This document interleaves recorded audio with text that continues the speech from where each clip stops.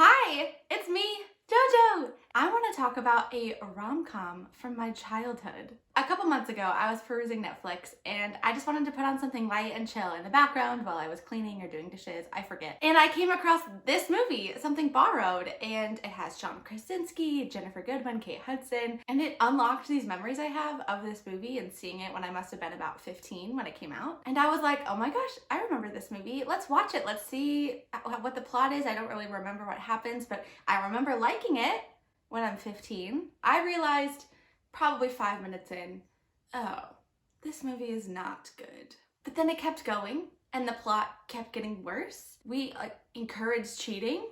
We encourage bullying. There's a lot that's wrong with this movie. And I thought I would just walk you through it. So here we go. Let's talk about what is wrong with Something Borrowed. So this movie starts with Rachel, our main character here, and she is showing up to her surprise 30th birthday thrown by her best friend, Darcy.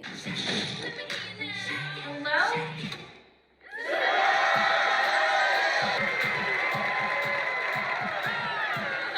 You told me not to, but I just had to. Who has this many friends? We're introduced to the 6 main characters in this movie. So like I said, we have Rachel. She grew up with Darcy, and Ethan, who is played by John Krasinski. So they're all childhood friends. Darcy is engaged to Dex. Yet the main guy in this movie, his name is Dex. D-E-X. Dex. Is that a real name? I've never met a Dex. I've never come across a Dex. There's a Dax Shepard, right? The famous actor. But like Dex? And then we're introduced to Dex's friend, Marcus. I won't. What's going on, Dex? And then our final character to round out the bunch is Claire. And Claire reminds me of every desperate contestant on The Bachelor. Like, happy to be there, I'm sure has a lot of good qualities, but just has a twinge of crazy. So at this party, Darcy is like super drunk. We find out that she and Dex are getting married in 61 days. They say that, 61 days, because Darcy gives a speech and is like, I'm getting married in 61 days. They're going to try to establish that Darcy's a terrible person. So as we're leaving the party, again, Darcy's super drunk. She gets a cab home. She comments that her best friend's shoes are ugly. They're really ugly. I don't understand why you even think, oh, I'm gonna buy that pair of shoes. That seems unnecessary.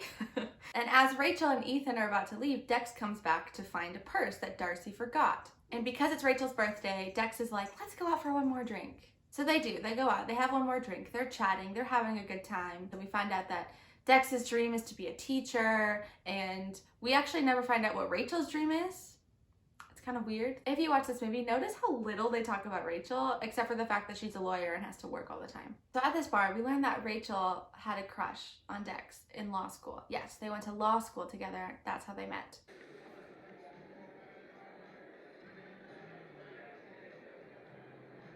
So then it cuts to them taking a cab ride home. Cab ride home. Ugh. So Dex immediately kisses Rachel. Yeah, all right. Thinking more like one stop. And they end up spending the night together. Roll opening title screen. So the next morning, Rachel then wakes up to a call from Darcy, but oh no, she's in a bed with Dex. Oh no, what have they done? What did they do? And Darcy is freaking out because Dex didn't come home last night from her party. So then Rachel and Dex make up this lie that he was hanging out with Marcus, and all is well, I guess. So at this point in the movie, we are literally 10 minutes in, and nothing you can do in this plot can make me root for this couple. The woman slept with her best friend's fiance, regardless of their history. That is not okay. And I don't like Dex because he's the one that started it. And they try so hard for you to get to root for the two of them to end up together. But the whole time you're like, this started because he cheated on someone with you. Like, what makes you think that he would not do that in the future with someone else? So then it flashes back and we can tell we're in the past because Rachel has glasses on and she has curly hair. Whoa. Rachel's kind of a nerd because she has 4 pens and she's over-prepared. This is pre-laptop law school, I guess. But then as soon as the professor starts talking, she knocks her pens on the ground. So then Dex, like a gentleman, I guess, lends her a pen and says that he'd rather just listen to the professor. So after this flashback, we see that Darcy goes dress shopping with Rachel.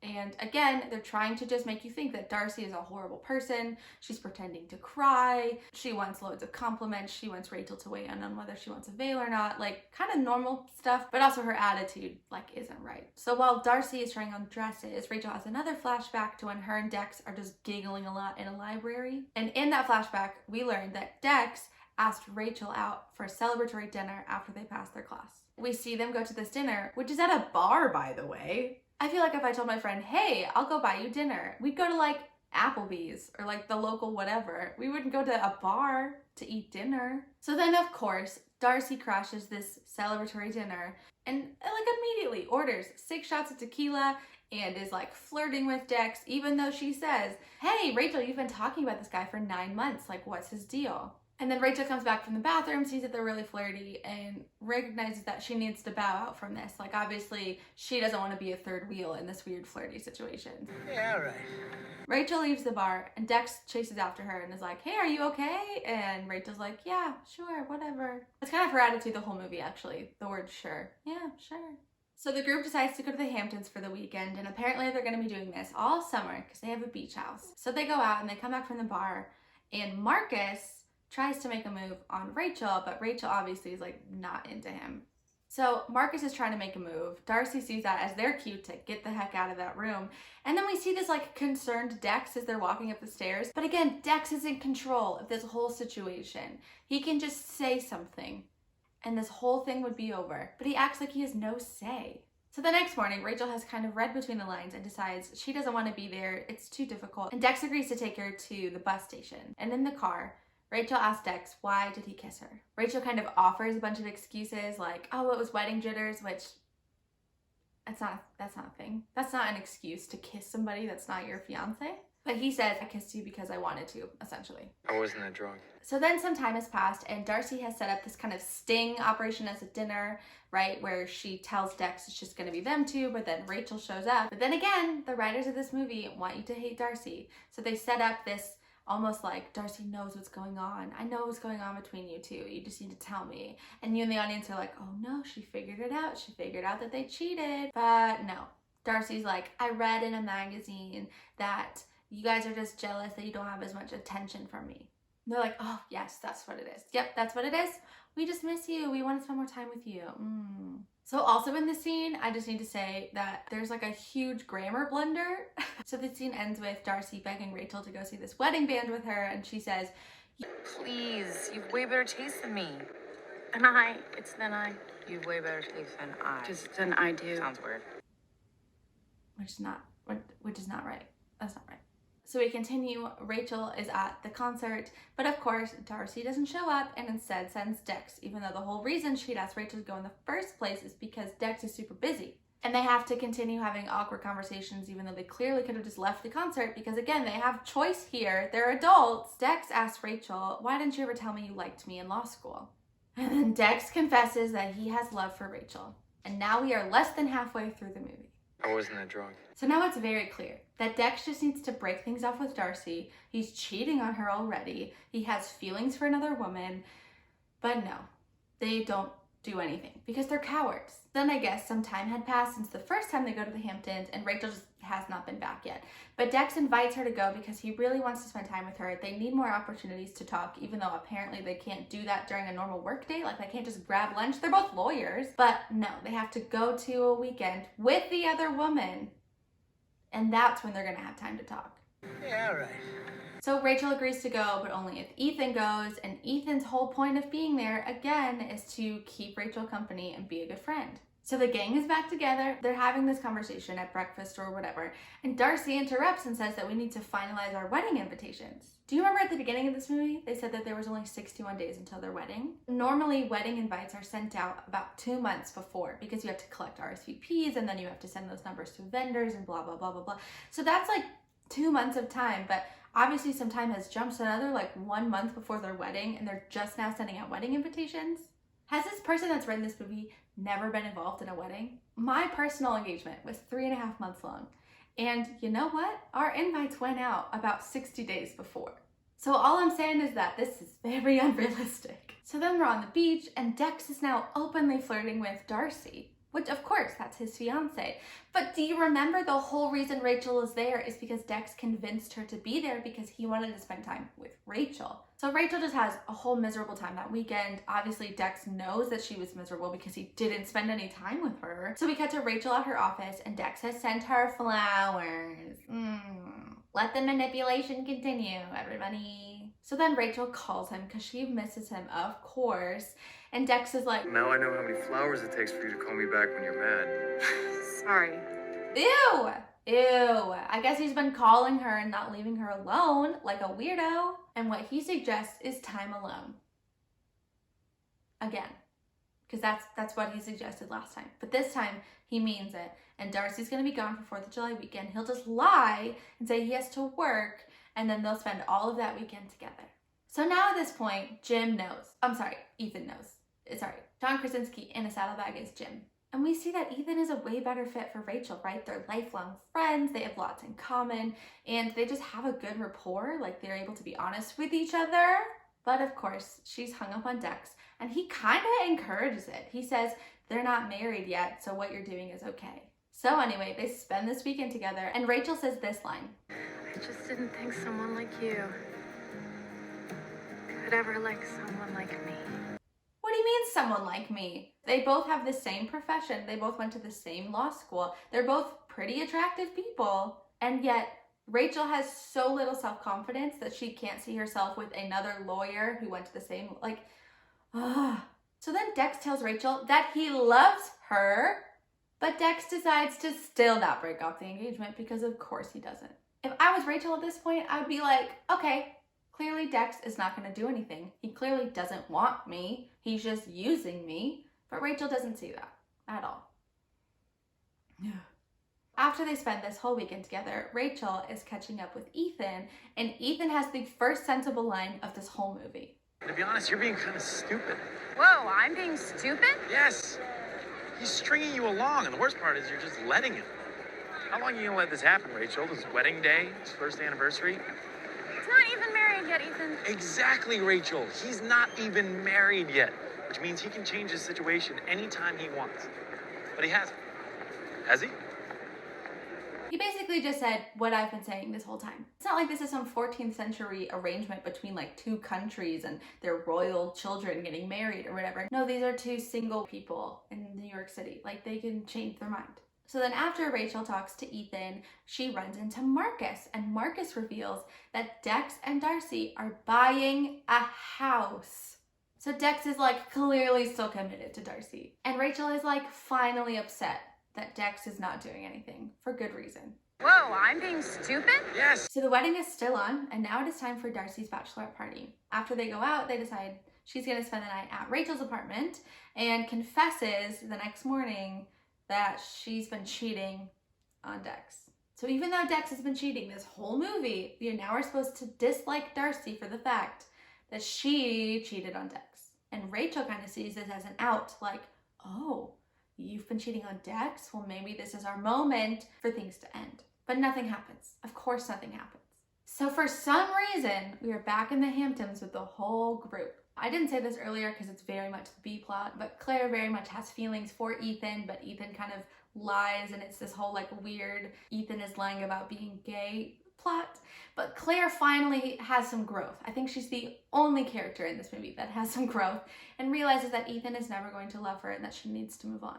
And I think that inspires Rachel because she decides that she's not going to put up with Dex anymore and leaves the bar. Of course it starts to rain because it's a rom-com, and it's almost like a hilarious amount of rain.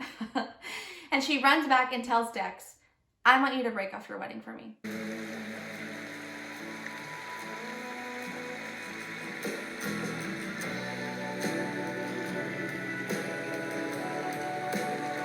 Which, okay. But then Dex says, I can't. I can't. Yeah, all right. Rachel finally has closure and she leaves. But Rachel like still has to be the maid of honor in the wedding, right? Darcy has no idea what's going on. Like that's gonna be, you put yourself in a difficult pickle there, Rachel. So Rachel now, having some closure that this thing with Dex is done, goes to visit Ethan, who has moved to London. And we see Rachel talking to Ethan. Besides, didn't want him to pick me by default. I want to be someone's first choice. Okay, but do you want to be someone's first choice, Rachel? Because this whole summer, you've been putting up with somebody that's clearly not putting you first. Whoa, I'm being stupid? Yes. Then Ethan reveals that you are somebody's first choice, Rachel. You're my first choice. That's right.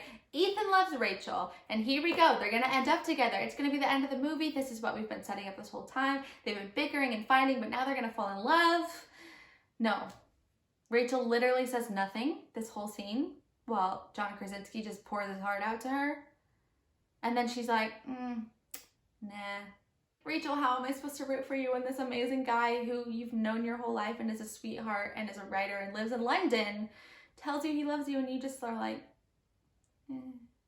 So now I fully know where this movie is going. How else could it end? It's not going to end with her deciding that being single is okay. No, this is a romantic comedy. So then Rachel decides that she's going to go to the wedding because she's the bigger person, flies back to the States, and who is on her doorstep but Dex? And Dex reveals, I've called off the movie. Oh, wait. I